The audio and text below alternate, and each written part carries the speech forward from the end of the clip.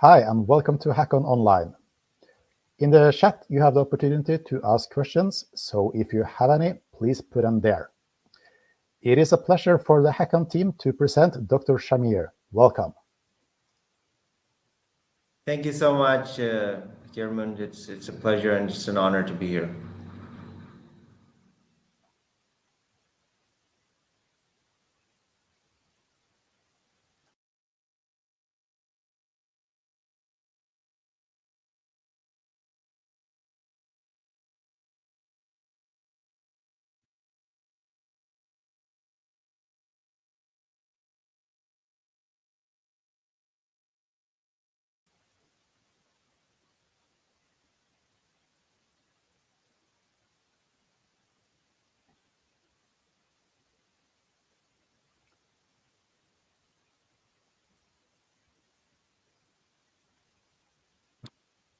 Okay, I think we are live, and yeah, we should begin. First of all, thank you, HackCon, for giving me a chance to speak about my expertise at this amazing conference. Since I started my career, I have been sort of a big fan of HackCon and what it's been doing for the past few years in terms of cybersecurity conventions and whatnot. And it is an absolute honor and privilege to speak at this event. Okay, so today, the topic of the session is hunting bugs and getting bounties for fun and profit. But since we are all on this call cybersecurity researchers and we are IT consultants and people who work in IT, I have tweaked the talk a little bit along the lines of how organizations can basically utilize responsible disclosure and bug bounty to secure their infrastructure, and then obviously down the line during the course of this session we can have question and answers in the chat box, and we can basically talk about how to get into bug bounties and how to start off and how to go ahead and make a career out of it, because I am a living example of how you can excel in bug bounty hunting with little to no programming or coding experience, and we can utilize that. So sorry. If anyone would want to tell me in the chat box, am I audible? Can you guys see me? Is the connection okay? German, or if you're there, can you just verify that so we should begin? Yes, sir. Everything looks fine. Just go ahead. Okay. Thank you. All right, guys. Securing your infrastructure one bug at a time. That is the topic of today's presentation. And myself, I am Shahmeer Amir. I have been doing bug bounty hunting for the past 8 years. I'm a web application security researcher. My core area of expertise now lies into SCADA, industrial control system security, transportational security, maritime cybersecurity, quantum encryption, and wireless security as well. I have currently 3 companies: Younite, Veiliux, and Authiun. I am a PhD in applied blockchain security, and for all of you guys who have an interest in bug hunting and how to excel in that, please go ahead and check out my book. It's called Bug Bounty Hunting Essentials version 2. And then there's another one which is called Bug Bounty Hunting for Dummies. It's all online, available on the web. Okay, so today's agenda: bug bounty hunting, what, why, how, when did it come to being, and the bird's eye view of crowdsourced cybersecurity. What is the good, bad, and ugly side of bug bounty hunting programs? How to start your own bug bounty hunting program? How to run it? And then we're going to take in questions of how you can become a bug bounty hunter, basically. Now, before moving ahead, bug bounty hunting is a very broad topic, okay? Um, it's basically an aspect where companies utilize cybersecurity researchers that would otherwise, in conventional procurement lifecycle, would not have been incorporated into the company's architecture or infrastructure to yield better results when it comes to the cybersecurity analysis. How did it begin? Let's talk about that. Netscape Navigator. Basically, these were the guys that were initially responsible for all of this. It was the world's first ever bug bounty program that was mainstream. It basically set a model for bug bounty hunting over the years, and it was basically an idea that hackers would hack Netscape Navigator 2.0 software, and then they would get paid for it in terms of monetary values and whatnot. Then, following Netscape's footsteps, there was something called iDefense that offered cash rewards up to 4,400 US dollars. And they basically called it the Vulnerability Contributors Program at that point. Then we had the Mozilla Bug Bounty Program, which I have been a part of for the past, decade mostly. I have participated in Mozilla's Bug Bounty Program for like most of the time they were existent. They still are, and this happened 9 years after iDefense's program, and it is still one of the top most bug bounty programs on the web. It includes online services, and it includes programs. Mostly it's around the Mozilla browser and Mozilla online services infrastructure. Let's look at today. Today, almost every company that you see on the web, most of the Fortune 500 companies have bug bounty program. Most of the banks and fintechs and organizations that you see around you have bug bounty programs. I've personally worked with 500 companies, tech companies, identified over 7,500 vulnerabilities over the course of the last 5 years. That basically, got me the rank of the third bug bounty hunter based on the quality and quantity of research. So, but my point is that every company that you see online, it has a security program or a bug bounty program which you can contribute to and which you can work in as security researchers. What you have to do that, what you have to do to start working on a bug bounty program is the question that we're here to answer today, basically. And that is not only your that does not only rely on your technical skills, but it relies on your logical skills as well. I personally like to identify logical vulnerabilities in web application and mobile application authentications rather than going for mainstream code-based vulnerabilities, such as the OWASP top 10, which includes SQL injection and cross-site scripting and whatnot. So the question, why and what is it and why is it existing today? The bug bounty word and the bug bounty programs, and why are hackers so interested? So it is basically the most basic form. A bug bounty program is a rewards program offered by an organization to external parties, authorizing them to perform security assessments on the organization's assets. A company that does cybersecurity vulnerability assessments or penetration testing via a third party now in today's world has the leverage to utilize the talent and the skill set of researchers all around the globe, everywhere in the world. And they have that because they can use existing platforms such as HackerOne and BugCrowd and all of these different kinds of platforms that are alive on the web today. And they can utilize basically the talent of these researchers whether they're on-site or off-site or geographically at a different place, they can utilize their skill set and gain benefit from it.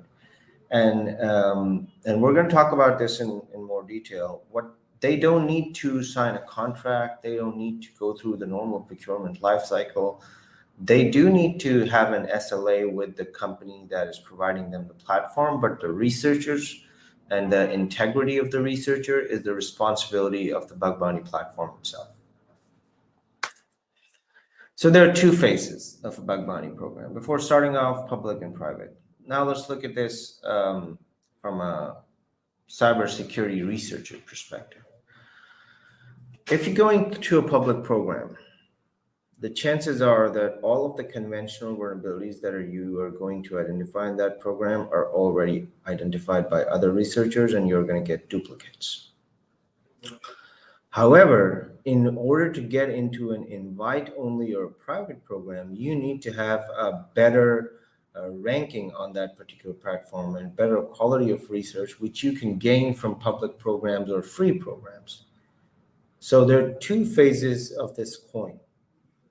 You can start off your career by doing bug bounty hunting on public programs, get less rewards in the starting point, and then go ahead and get more rewards in an invite-only program, but because that has a selected group of researchers working on it. What kind of companies can run them? Basically, every company that has an online presence can run them. I have listed down a few here, but we have had experiences where companies that even did not have an online presence, or recently we did a bug bounty hunting activity with a company that that created medical devices and did not have a front web-facing application. They were very, very secluded and private in terms of their things at that point. But if you were to segregate that, healthcare, airlines, telecoms, e-commerce, SaaS, all of these kinds of companies can run bug bounty programs. As a cybersecurity researcher, what you can do is you can basically go ahead and figure out what kind of vulnerabilities would these companies appreciate. An e-commerce platform has credit card data, user data, and they would appreciate vulnerabilities, and they would rank the vulnerabilities higher than normal that are pertaining to data leakage. Whether that of an airline would appreciate or would like to see vulnerabilities that could disrupt their operations somehow. So let's not look at bug bounty hunting from a perspective where it is limited in terms of oversight. It is not. Bug bounty hunting can be done on any kind of application, on any kind of infrastructure that appreciates or that has a responsible disclosure.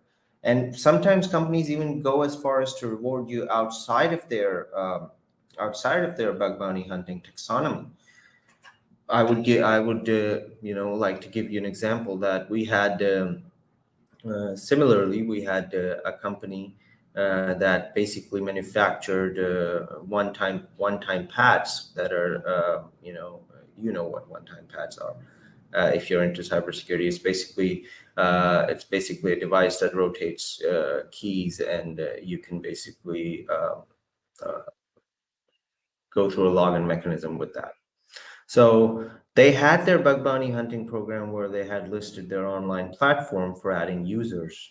Now, what we did was we went ahead and we extracted the algorithm that was in the firmware of those one-time pads. And the company was very forthcoming and very appreciative of what we had identified, although it was not in their program scope, but it was a vulnerability that was worth looking at.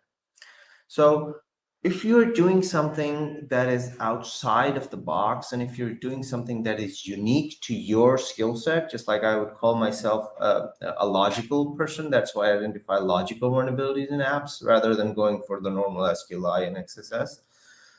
Companies appreciate that, and companies are very forthcoming in that. So what is the prominent difference? Conventional security testing is, to be honest, a bit old-fashioned.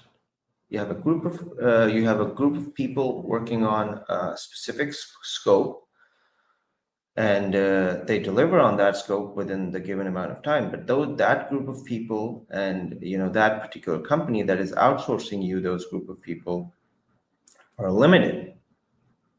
Their skill sets are limited. So you get less testers and more issues, but those bugs or vulnerabilities or issues are very conventional. They don't have a wow factor to it.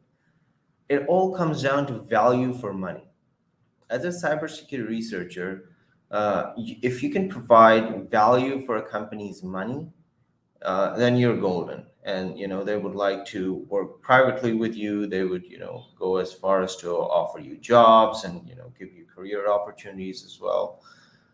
And on the other side, as I said, bug bounty programs, there are less bugs, which means that the bugs that you get when you run a bug bounty program from a company's perspective are very accurate and very precise and very, very much based on quality.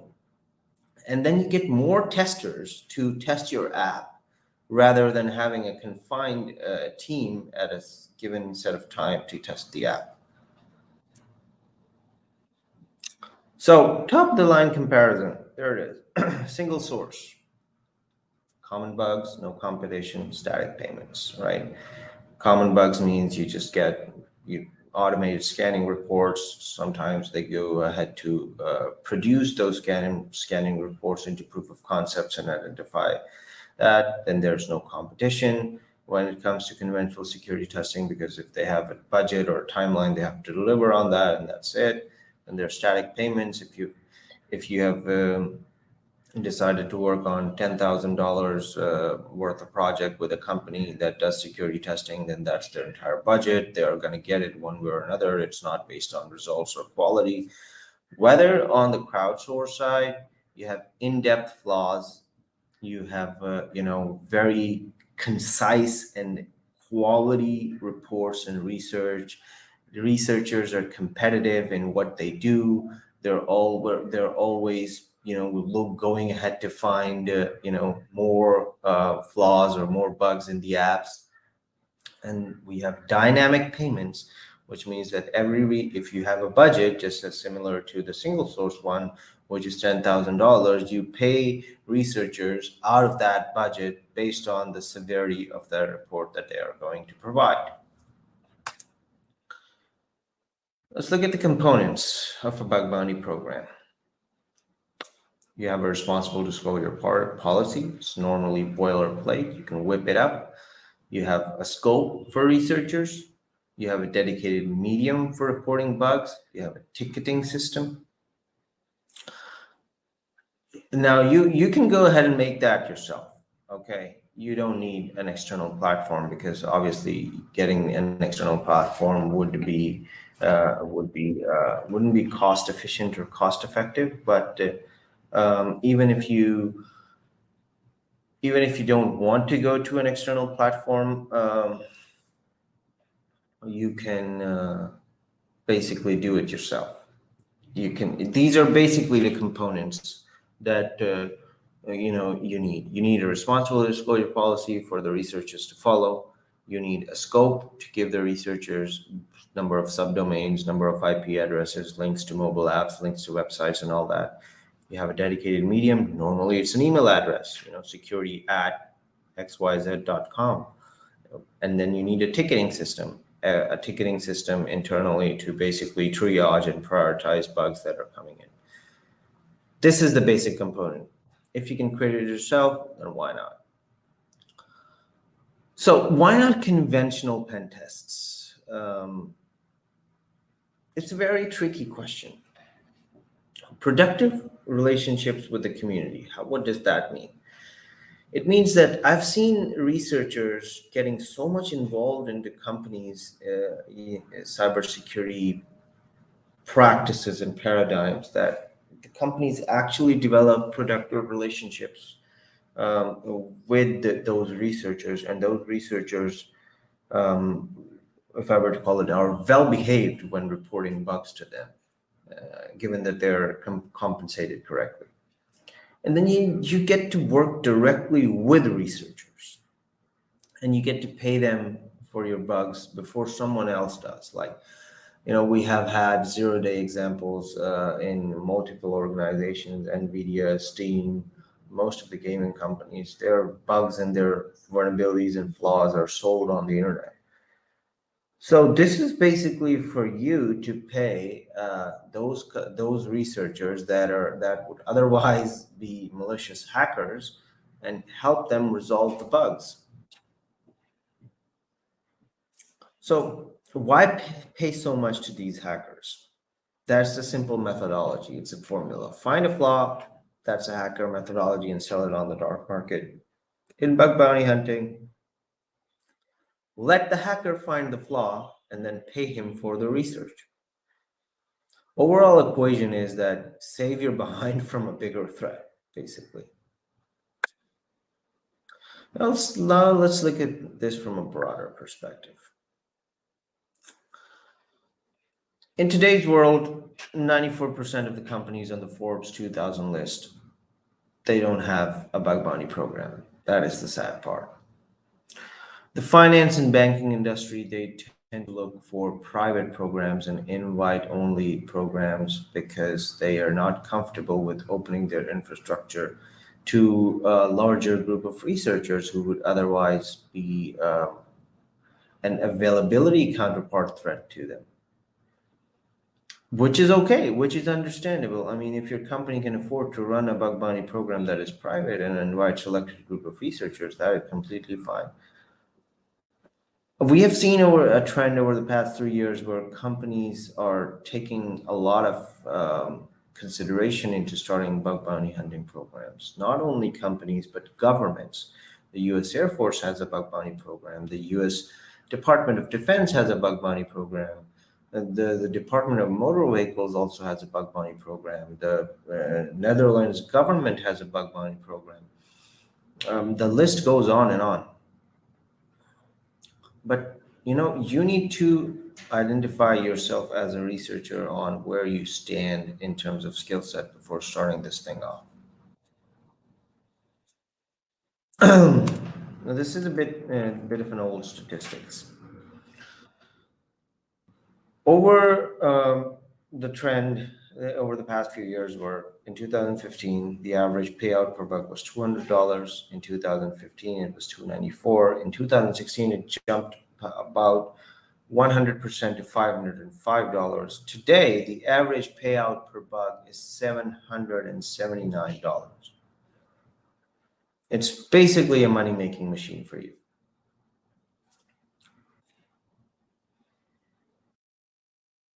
This is basically a breakdown of bug bounty program by industry. You can look at it. The technology industry is far ahead with 43%. Finance industry and professional services are behind. Healthcare and governments are still at 5% each. Nonprofit organizations are also involved. And then we have the manufacturing and the industrial side, which is approximately 2.5%. Okay, this is interesting because, as you can see, my country, Pakistan, is also on this list. The highest number of researchers is from India, which is obviously they have a bigger population and bigger gig economy sort of paradigm in that particular country. Then we have the United States, then we have the Philippines, and then we have Pakistan at approximately 4.1%. And this is based on the valid submissions and quality of researchers, not the pool of researchers yourself, the researchers that are actually qualified to do it. So as you can see that some of these countries are developing countries, like in Pakistan and Egypt, and these countries are normally, these researchers would not have these opportunities if not for bug bounty hunting programs. A record of bug reports. So as you can see, others are the logical vulnerabilities and the vulnerabilities that cannot be classified. And the second one is the cross-site scripting vulnerability, which is a low-hanging fruit, the ability to inject JavaScript into apps. Then we have the CSRF, cross-site request forgery. Then we have the mobile app vulnerabilities, SQL injection, and code checking. So I would suggest that you go for this other category right here, and then you would have a better chance of finding bugs and vulnerabilities. Okay. Now, these companies that you see in front of you run the top bug bounty hunting programs on the internet. Google, Facebook, Microsoft, Yahoo, which is known as Verizon today, and Mozilla. Their scope is so broad that anyone can find any flaw, like if they're looking hard enough. Their scope is so broad across so many apps that anyone can go ahead and find these flaws. When it was asked to a certain group of people, the quality of results produced by programs as compared to conventional testing methods. And this was my personal survey, by the way. I did it with 500 different CISOs back in 2019, I believe. It was 63% said it was better or equal, and 37% said that it was not good at all. So you're on the edge here, as you can see. Then I asked them a second question that if more or less resource should be dedicated to a bug bounty program. People said that 64% actually said that they would spend equal or more on their program because it yielded good results, and 36% said that they would do less. And then we have these guys, the super hunters, which I was also a part of in the past few years. These are people who are earning 100K per year. Some are earning 1 million as well, $1 million per year as well. These are people who produce high volume of valid bug reports that have dedicated themselves to identifying specific class or family of vulnerabilities, and they identify that across all applications. You could become one of these. How? You have to identify a class of vulnerability that is specific to you. I took authentication bypasses as my class of vulnerability, and I identify that wherever I go. I'm so skilled in that today that I don't even have to use a client-side proxy sometimes to identify that it's a flaw. And then we had the Internet Bug Bounty Program, which was started at some point in time by Facebook and Microsoft, where they took a lot of open source packages and open source infrastructures, and then they went ahead and called it the Internet Bug Bounty Program. Now let's look at the pros and cons. People normally ask, do bug bounty programs normally work or not? 77% of programs find 50% critical flaws in the first 24 hours. And this is a fact. If you deploy a private bug bounty hunting program, within 24 hours, you will have 50% of the critical flaws affecting your application. It is 48 times faster than a conventional penetration test. These are the values, the top 3 perceived values of a bug bounty program.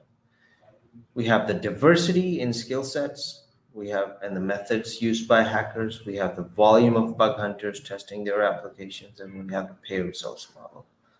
If you are a company looking to start a bug bounty hunting program, this is what you have to do. It is basically a very interesting point here that how else does a bug bounty hunting program contribute to your overall security posture? Let me give you an example. There was a company called BitGo. I think it still exists. And I used to work for them, work with them actually identifying flaws and whatnot. And after a while, they took their program offline because of budgeting constraints. And the CISO and the security engineers inside the company, they actually knew me. And then, we went ahead and we did an analysis afterwards, after they're taken their bug bounty hunting program offline, and we identified that there were still a few critical vulnerabilities affecting their infrastructure.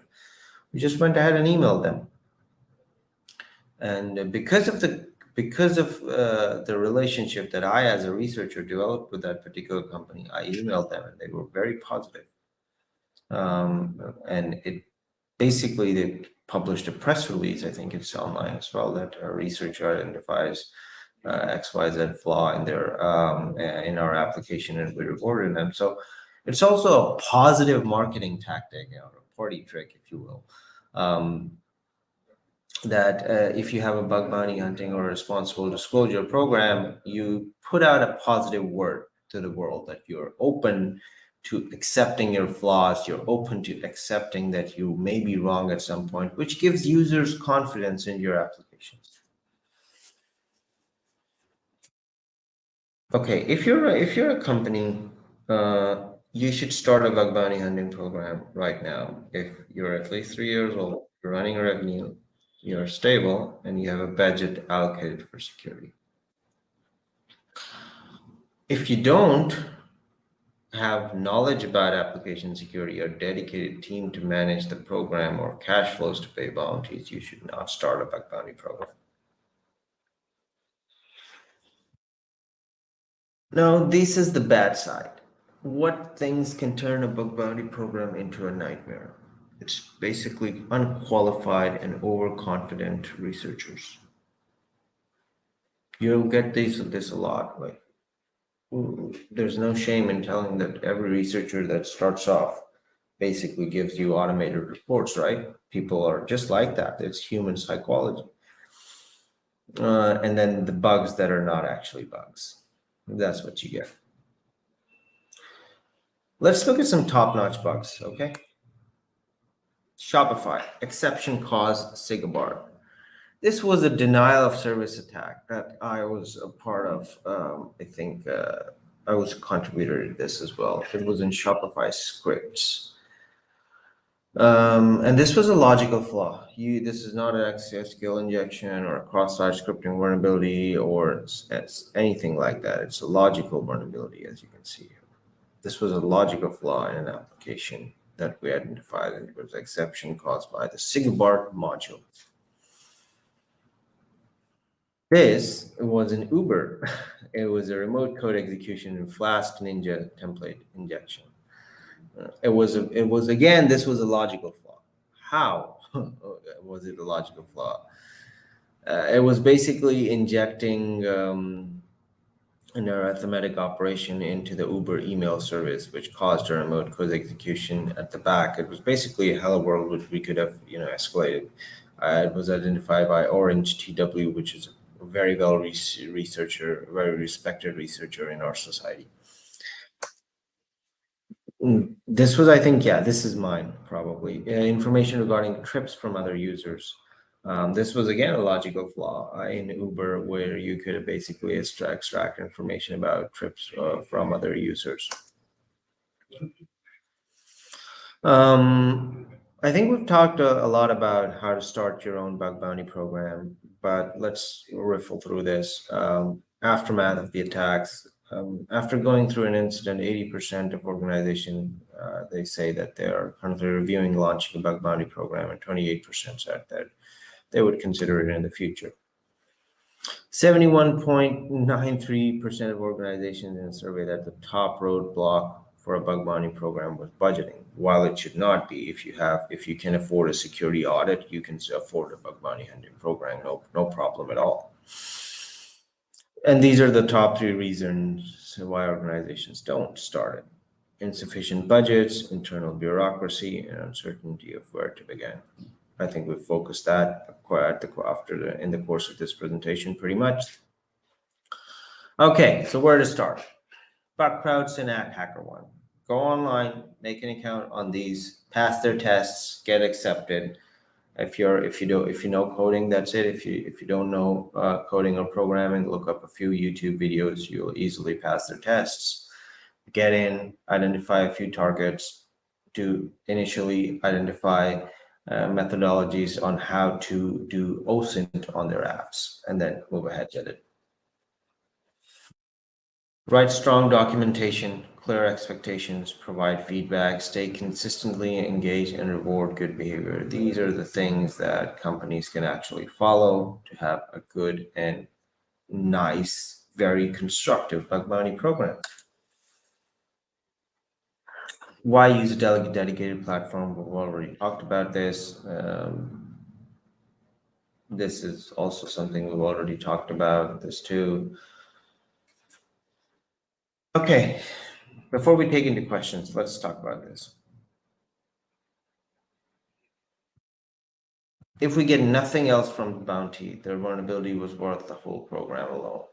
Due to the critical nature of the issue, we immediately patched the production servers this evening to close this exploit. We are also reviewing all logs since we don't delete them yet to identify any instance where this happened in the past. Now, this was a vulnerability that I identified. It was a derivative of log4j, which we all know what that was back in the past. A bug bounty hunting program or a bug bounty hunting activity, if you're lucky enough and if you are skilled enough, you can identify a vulnerability that works across web applications. It can turn into a 0-day as well. You just need to know where your worth is and how you're going to propagate through that. And I think that that's where you can basically go ahead and shine, if you will. Now,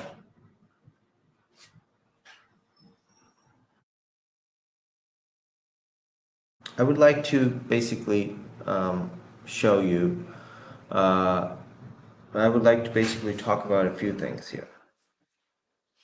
For researchers who are looking to start in this bug bounty hunting paradigm, what you can do is you can go ahead and the best and the most refined starting point for a bug bounty program that I personally followed is basically go ahead and read blogs.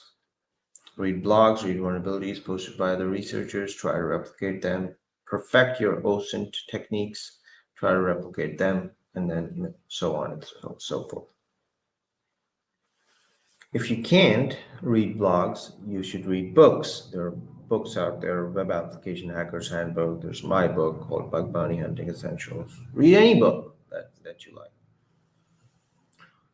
But the preference would be to basically read blogs and replicate those blogs into your own research. That's what you should focus on. I'm putting in my email address in this chat here for anyone who would like to ask any questions or get in touch with me about how to start in the bug bounty hunting space. But as for now, I think we are pretty much done and covered on this point, and we're almost out of time as well. So I would like to take in any questions if there are any.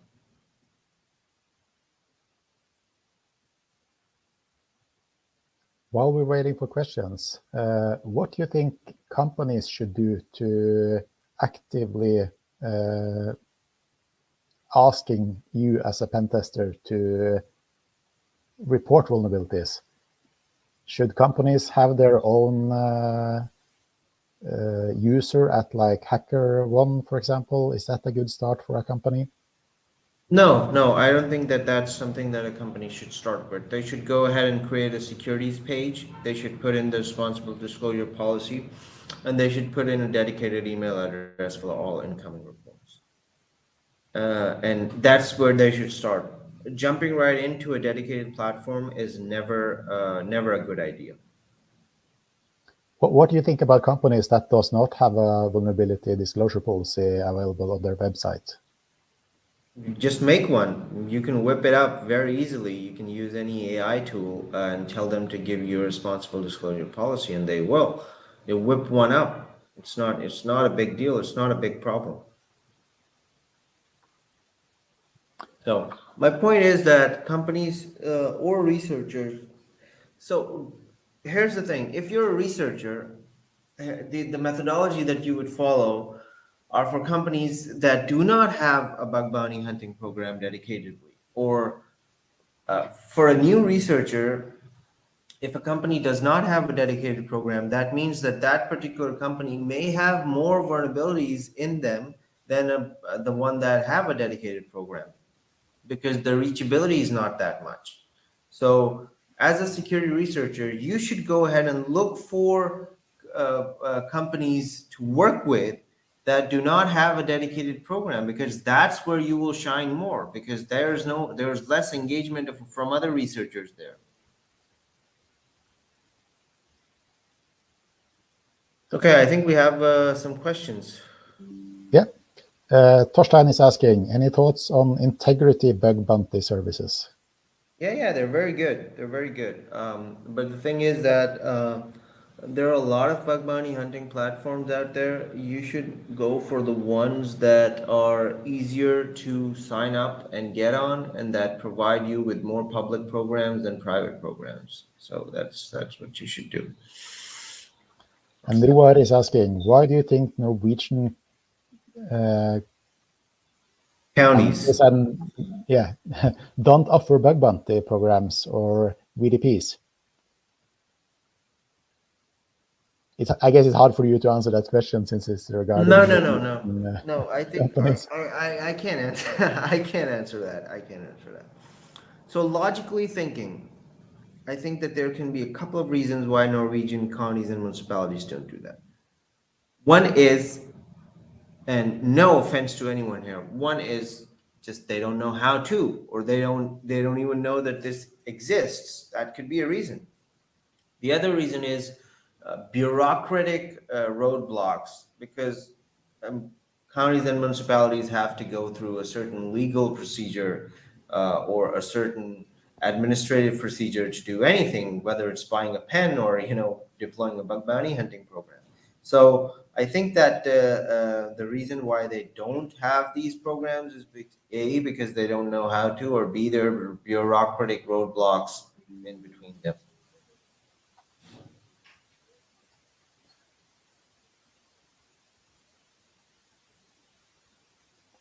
Björge is also asking, how would your geographical division look normalized by population? I'm not sure what he's asking. I don't even have the question in my chat box.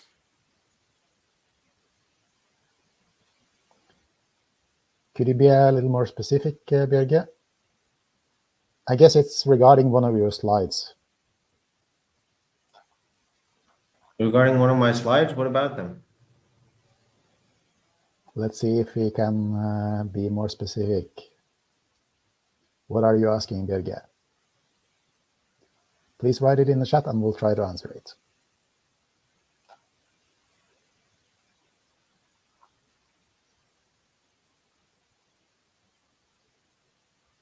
When you do find bugs on companies that have a vulnerability disclosure policy, who in the other end at that company is usually receiving your email about a bug? Is that a technician, or where in the company does that email end up? Well, it's normally to a security engineer, and it's normally to someone who is responsible for. It's basically most of the time, it's a cybersecurity analyst, working in the company. Some of the times, it's basically someone who has been working in the company for the past few years. They just take the liberty of deploying the bug bounty program themselves, and then they go ahead and tell their boss, okay, this was my idea, and this guy reported this, and we should reward them, and whatnot, because people normally nowadays are not technically behind to do it. But at least it's important that someone who understands your email and can kind of see the potential vulnerability for the company gets that email. Yes, correct. It's most of the time it's someone who has been working in the company for the past like decade or so, and they go ahead and they whip up that program themselves. But companies have started taking a lot more interest in this sort of thing, and they're very, very, very refined. They're very good. They know what to do, and let's just say that it's not like the last decade. Companies are very, very well behaved when it comes to bug bounty. Øystein here is asking, for someone getting started, any specific bug bounty providers you would recommend? Or are you go for as many HackerOne. as possible? Okay, so HackerOne is one of them. Go for And HackerOne. do you have any examples of good bug bounty platforms for beginners? No, none of them are good anymore. So, how many hours of effort does it take for a skilled researcher like you? A weekend, I would say. Probably an entire weekend to find a critical flaw. And if at the end of the weekend I haven't found any critical flaw, I just report like 10 medium level vulnerabilities that I identified during the process. Thank you for that question, Peter.